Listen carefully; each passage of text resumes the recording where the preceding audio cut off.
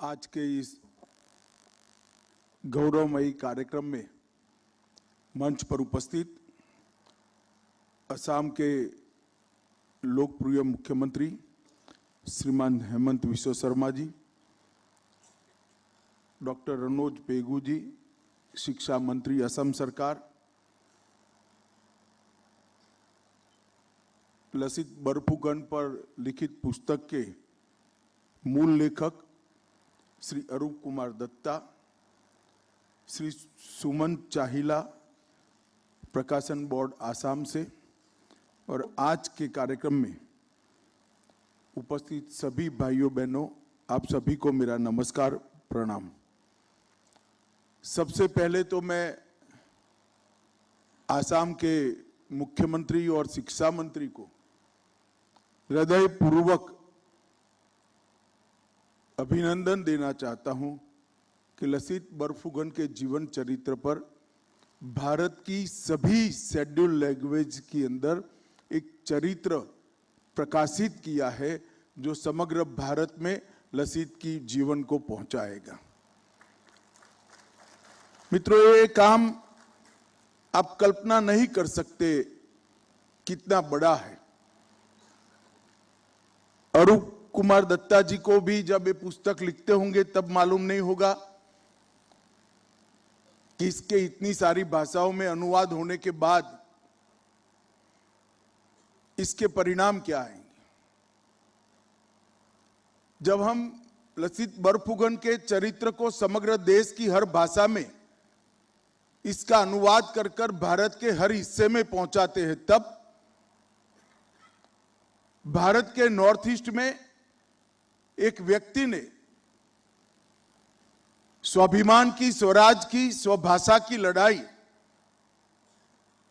धर्मांध और सत्ता लोलुप आक्रमणखोरों के सामने लड़ी, विजय प्राप्त किया और उनके विजय रथ को रोकने का काम किया। ये विजय गाथा समग्र भारत में हर नागरिक के मन में गौरव उत्पन्न करेगी, ये शायद ही किसी को मालूम। मैं इतिहास का विद्यार्थी हूं, वैसे तो मैं विज्ञान पढ़ा हूं फॉर्मल ग्रेजुएशन में, परंतु मैं इतिहास का विद्यार्थी हूं। और बचपन में जब मुझे इतिहास पढ़ाने वाले पंडित जी देश भर के स्वतंत्रता और देश के लिए लड़ने वाले वीर योद्धाओं का इतिहास पढ़ाते थे, तब एक पासिंग रेफरेंस में उन्होंने लसित बरफुकन का नाम कहा था। मेरी उम्र अंदाजन 8-9 साल की रही होगी। हमारे सरकारी अभ्यासक्रम में तो आज भी लसित का नाम नहीं, परंतु चूंकि वो घर पर मुझे इतिहास पढ़ाते थे, पूरे भारत का इतिहास पढ़ाते थे, उस वक्त मैंने उनको पूछा कि लसित बरफुकन कौन थे, तो उन्होंने कहा कि पूर्वी भारत के छत्रपति शिवाजी महाराज अगर किसी को कहा जा सकता है तो लसित बरफुकन को कहा जा सकता है। सराय घाट का युद्ध अपने आप में भारत का स्वतंत्र संग्राम का एक महत्वपूर्ण अध्याय तो है ही, परंतु जो लोग इतिहास को पढ़ते हैं, इतिहास को सीखते हैं और इतिहास को इवेल्युएट करते हैं, उनके एक छोटी सी ऐतिहासिक घटना के दूरगामी परिणाम क्या होते हैं उसका इवेल्युएशन भी होता है। और अगर आज मुझे कोई पूछे कि सराय घाट के युद्ध में मुगल जीतते और लसित हार जाते तो क्या होता, तो मैं बिल्कुल झिझक के बगैर कह सकता हूं, असम बांग्लादेश का हिस्सा होता, भारत का हिस्सा न होता। आज पूरा असम, पूरा नॉर्थ ईस्ट भारत के साथ जुड़ा है। इसका मूल कारण राजा पृथ्वी से लेकर पृथु से लेकर लसित तक, खिलजी से लेकर औरंगजेब तक हर समय पर सत्ता लोलुप लोगों ने किए हुए आक्रमण को यहां पर रोका गया, पराजित किया गया और आसाम को बचाया गया। और इसी के कारण आज हम सब यहां बैठकर लसित की वीर गाथा पर चर्चा कर रहे हैं। मित्रों, मैं अरूप दत्ता जी की पुस्तक को पढ़ा तो नहीं हूं, मगर मैंने थोड़ा डिटेल जरूर हेमंत जी से मंगाया था। इसके ऐतिहासिक सत्यों के बारे में या इनके आलेखन में मुझे कोई डिस्प्यूट नहीं है, मगर टाइटल के लिए अरूप दत्ता जी से मेरा जरूर डिस्प्यूट है। लसित बरफुकन असम के वीर पुत्र नहीं थे, लसित बरफुकन समग्र भारत के वीर पुत्रों में शुमार व्यक्तित्व थे। और हमारे इतिहास को उठाकर देखें तो जब से भी आक्रमण हुआ, हर जगह पे संघर्ष हुआ है, हर जगह पे बलिदान दिए गए हैं, और इसीलिए आज भारत का मूल स्वरूप पकड़कर हम आगे बढ़ रहे हैं। परंतु हमारे इतिहासकारों ने शुरुआती समय में, हमारे यहां कोई फॉर्मल इतिहास की रचना की व्यवस्था नहीं थी, काव्यों के अंदर इतिहास लिखे जाते थे। अंग्रेजों ने इसको किंवदंती कहकर समाप्त कर दिया, कोई मान्यता नहीं दी। मुगलों ने थोड़ा इतिहास लिखने का प्रयास किया, और उसके बाद अंग्रेज दृष्टिकोण से इतिहास को हमें पढ़ाया गया, इतिहास लिखा गया। इसके कारण हजारों वर्ष पुराना हमारा ये राष्ट्र, इसकी ढेर सारी वीर गाथाएं, इसकी ढेर सारी गौरवप्रद घटनाएं, जैसे लसित बरफुकन है, इसी प्रकार की इतिहास से गायब कर दी गई। और अगर रखी भी तो एक रेफरेंस के रूप में रखी, इसको गौरवान्वित कर कर प्रेरणादायी तरीके से आने वाली पीढ़ी इससे कुछ सीख सके और आने वाली पीढ़ी इसको आगे बढ़ा सके, इस तरह से नहीं रखा। जब हेमंत बिस्वा शर्मा जी दिल्ली आए थे, लसित की जन्म जयंती का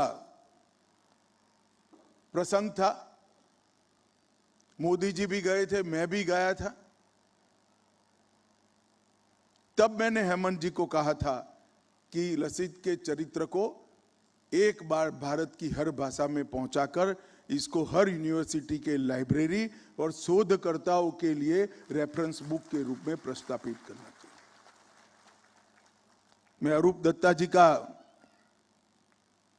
बहुत बहुत आभारी हूं कि उन्होंने बहुत खूबी के साथ लसित के जीवन चरित्र को और उनके व्यक्तित्व की ऊंचाइयों को, उनके निजी जीवन की महानता को आलेखित किया है।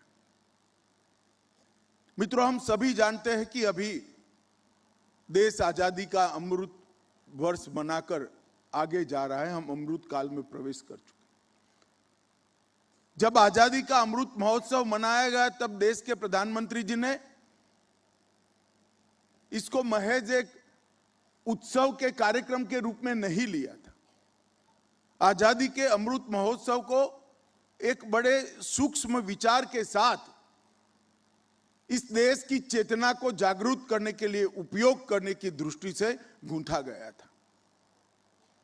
चिर पुरातन हमारा देश, विश्व में सबसे पुरानी संस्कृतियों में से एक हमारी संस्कृति, और करीब करीब 10,000 साल से पुराना हमारा सांस्कृतिक प्रवाह, हमारी भाषाओं का प्रवाह, हमारे व्याकरण का प्रवाह, उसका गौरव गान आज युवाओं को मालूम नहीं है, आज किशोरों को मालूम नहीं। मोदी जी ने आजादी के अमृत महोत्सव के माध्यम से 3 काम किए थे। एक तो हमारा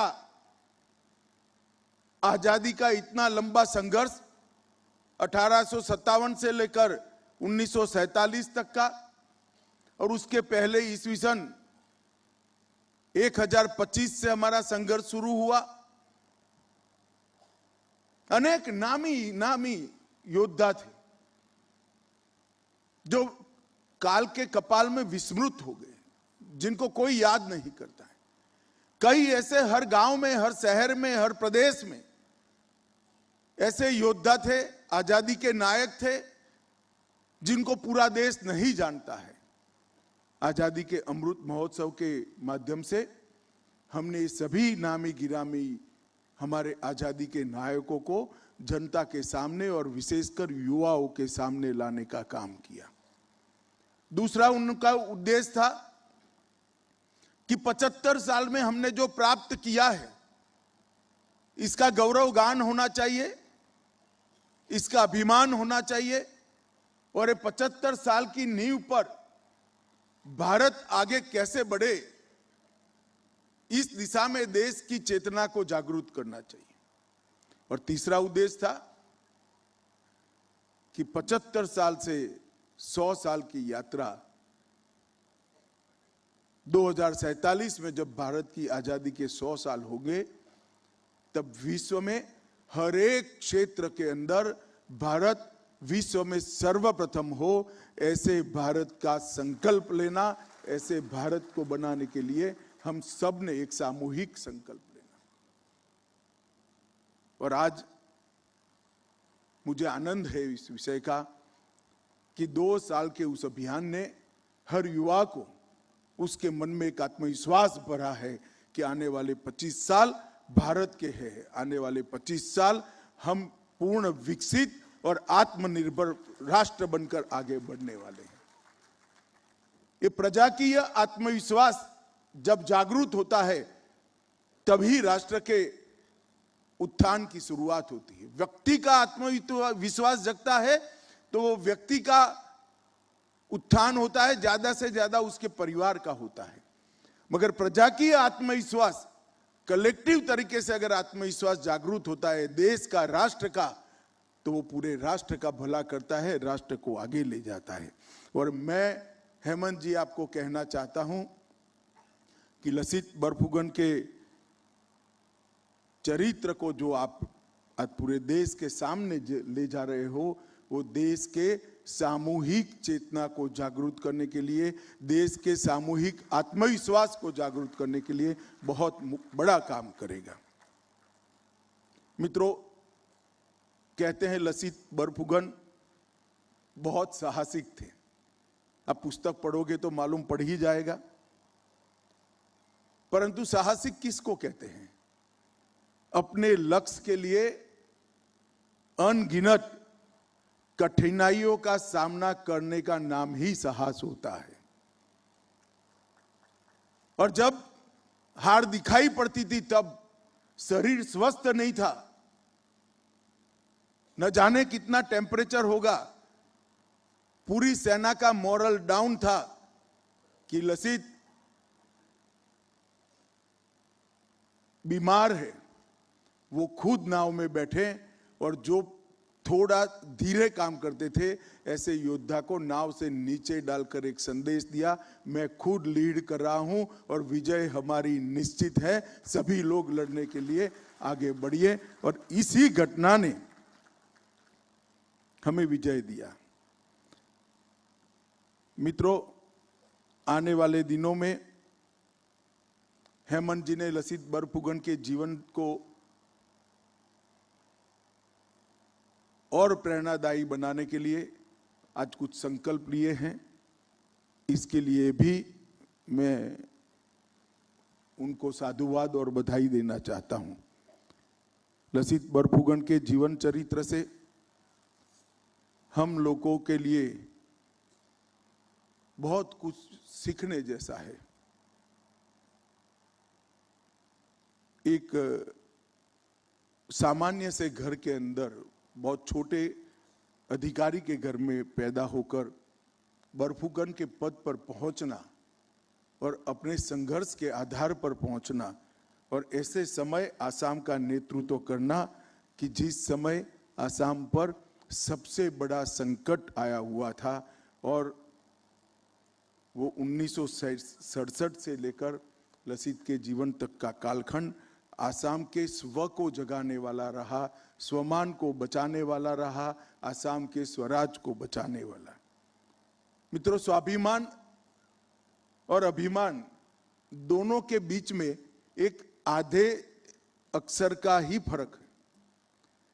अभिमान में स्व जोड़ते हो तो स्वाभिमान हो जाता है। स्वाभिमान किसी को नीचे गिरने नहीं देता और अभिमान किसी को ऊंचा उठने नहीं देता। इस बात को लसित बरफुकन बहुत अच्छे तरीके से समझे थे। उनके जीवन को बारीकी से देखेंगे, समझेंगे तो स्वाभिमान और अभिमान का अंतर तुरंत ही मालूम पड़ जाएगा। एक सामान्य सैनिक की भांति सेनापति युद्ध की प्रथम पंक्ति में जाकर नेतृत्व करे, लड़े, इससे बड़ा उदाहरण वो अभिमानी नहीं थे, इसका कोई मिल नहीं सकता। और अपने मामा को भी आलस्य के कारण शिरच्छेद कर कर एक वाक्य उनसे मुंह से निकले जो युगों युगों तक पूरा भारत याद रखेगा कि मेरे लिए मामा का जीवन महत्वपूर्ण नहीं है, मेरा देश महत्वपूर्ण है। ये उनके व्यक्तित्व के इस प्रकार के पहलू थे जो उनको महान बनाता है। मित्रों, जब मैं भारतीय जनता पार्टी का अध्यक्ष बना, पहले भी मैं विद्यार्थी परिषद के कार्यकर्ता के नाते नॉर्थ ईस्ट के सभी राज्यों में बहुत घुमा हूं, नॉर्थ ईस्ट को समझने का प्रयास भी किया है। उत्तर प्रदेश से बड़े भूभाग वाले नॉर्थ ईस्ट को अगर संभालना है तो सभी लोग एक सुर से कहते हैं कि सबको आगे लेकर चलिए। सबको साथ में लिए बगैर नॉर्थ ईस्ट का विकास नहीं हो सकता।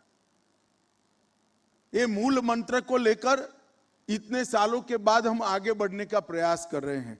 लसित के सेना का अगर आप अध्ययन करिएगा तो अनेक जाति समूहों के सैनिक को अलग अलग पद पर आसीन कर कर नॉर्थ ईस्ट की सभी जातियों को, कमोबेश सभी जातियों को उन्होंने अपने सैन्य का हिस्सा बनाकर सबको एक साथ लेकर अहोम साम्राज्य के माध्यम से देश के इस हिस्से को आक्रमणखोरों से सुरक्षित रखने का प्रयास किया था। ज्यादातर लड़ाइयां उनके जीवन में जो सामने आई, गुरिल्ला टेक्निक से लड़े। ज्यादातर लड़ाइयां नदियों के किनारे पर हुई और उनकी रणकुशलता के बारे में उनसे हारने वाले मुगल सेनापति ने कहा, सरदार राम सिंह ने कहा था, मैंने भारत के किसी अन्य हिस्से में बहुमुखी प्रतिभा का ऐसा नमूना और ऐसा नेतृत्व नहीं देखा है जो मैंने लसित बरफुकन ने किया। हारने वाला सेनापति जब जिनसे हारे वो सेनापति के अच्छाई करे तब समझ लेना चाहिए कि इनका व्यक्तित्व कितना उत्तुंग था। मित्रों,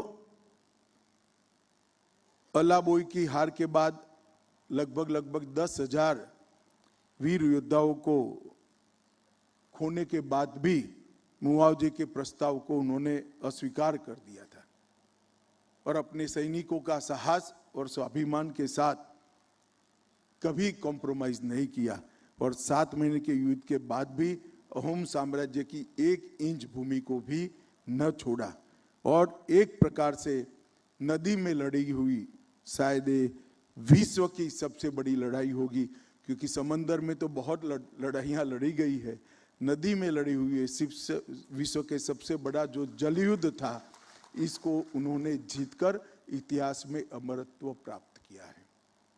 मैं आज इस कार्यक्रम के माध्यम से असम के युवाओं को भी कुछ कहना चाहता हूं। आज असम के अंदर जितने भी विवाद कांग्रेस के शासनकाल के अंदर खड़े किए गए थे, मैं इसलिए कहता हूं खड़े किए गए थे, मैं जानता हूं ये कृत्रिम विवाद थे। लसित बरफुकन के समय से नॉर्थ ईस्ट के सभी समूहों ने साथ में रहकर काम किया है, बड़े बड़े साम्राज्यों का निर्माण किया है, बड़े बड़े हमले को हटाया है। ये सारे विवाद, सारे विवाद, सारे डिस्प्यूट आज समाप्त हो गए। असम के अंदर 9 समझौतों के माध्यम से लगभग सभी उग्रवादी ग्रुप समझौता कर मेन स्ट्रीम के अंदर आगे बढ़े। अभी भी कुछ लोग कभी भाषा के नाम पर, कभी धर्म के नाम पर हमारे अंदर विखवाद खड़े करने का प्रयास करेंगे। उस वक्त हमने अब डेवलपमेंट के लिए, महान आसाम की रचना के लिए काम करना है, और वो काम तभी हो सकता है जब एकता के साथ हम काम करेंगे, एक साथ मिलकर काम करेंगे, छोटी छोटे क्षुल्लक चीजों से ऊपर उठकर काम करेंगे। और आसाम के युवाओं को मैं आह्वान करना चाहता हूं कि मोदी जी के नेतृत्व में विकसित नॉर्थ ईस्ट का जो कंसेप्ट लेकर मोदी जी चले हैं, आज पूरे नॉर्थ ईस्ट के अंदर विकास की एक बयार आ रही है। हम सब ने मिलकर उसका समर्थन करना चाहिए और छोटे डिस्प्यूटों के ऊपर उठकर आसाम के भले के लिए, समग्र उत्तर पूर्व के भले के लिए आगे बढ़ना चाहिए। आसाम का एक बहुत लंबा इतिहास, राजा सुहंगमंग, राजा पृथु, राजा संध्या, राजा दुर्लभ नारायण, राजा सुदंगभा और लचित बरफुकन तक आक्रमणखोरों को परास्त करने का, एक प्रकार से खिलजी से लेकर औरंगजेब तक एक भी विदेशी शासक ऐसा नहीं था जिसने आसाम को जीतने का प्रयास किया। आसाम हमेशा स्वतंत्र रहा, आसाम हमेशा स्वाधीनता के लिए लड़ा, आसाम हमेशा स्वमान के लिए लड़ा। और एक गौरवपूर्ण इतिहास न केवल आसाम, पूरे भारत के युवाओं को प्रेरणा देने के लिए उपयुक्त है, ऐसा मैं मानता हूं। और आज ये जो पुस्तक का लोकार्पण हुआ है और विशेषकर भारत की सभी भाषाओं में हुआ है, वो पुस्तक निश्चित रूप से आसाम के संदेश को देश की हर भाषा के युवाओं के पास पहुंचाना। अंत में मैं इतना ही कहना चाहता हूं, हेमंत जी ने सभी शेड्यूल लैंग्वेज के अंदर इस पुस्तक का भाषांतरण करा है। कई बार भाषा को डिस्प्यूट का मुद्दा सब लोग समझते हैं। मैं मानता हूं एक देश के अंदर अनेक भाषा होना ये वीकनेस नहीं हो सकती, स्ट्रेंथ हो सकती है। उसको स्ट्रेंथ मानकर आगे बढ़ना चाहिए। और जहां तक हम भारत जैसे देश का सवाल बात करते हैं, तब छोटे छोटे देशों से तो हमारे राज्य बड़े हैं। आसाम से कम आबादी वाले इस देश में 100, दुनिया में 100 देश है जिसकी आबादी आसाम से कम है।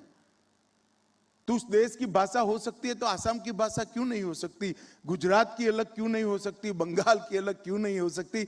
हमने सभी भाषाओं का सम्मान करना चाहिए, सभी साहित्य का सम्मान करना चाहिए, सभी व्याकरण का सम्मान करना चाहिए और देश की एकता के लिए उसको बहुत बड़ा शस्त्र बनाना चाहिए, स्ट्रेंथ के लिए एक ताकत बनाना चाहिए। मित्रों, आज एक बात मैं अंत में कहना चाहता हूं, नेतृत्व सकारात्मक निर्णयों से परिभाषित होता है, बातों से नहीं। मोदी जी ने देश भर में बिखरे पड़े इस प्रकार के वीरों को साहित्य के अंदर, प्रजा के जनमानस के अंदर प्रस्थापित करने का प्रयास किया है और मैं मानता हूं इसी से देश का आत्मगौरव बढ़ेगा, इस देश की चेतना जागृत होगी और आने वाले 2047 तक हम भारत को आत्मनिर्भर और पूर्ण विकसित राष्ट्र बना पाएंगे, इसका मुझे भरोसा है।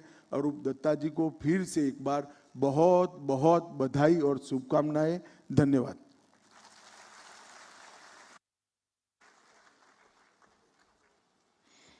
आपकी गरिमामय उपस्थिति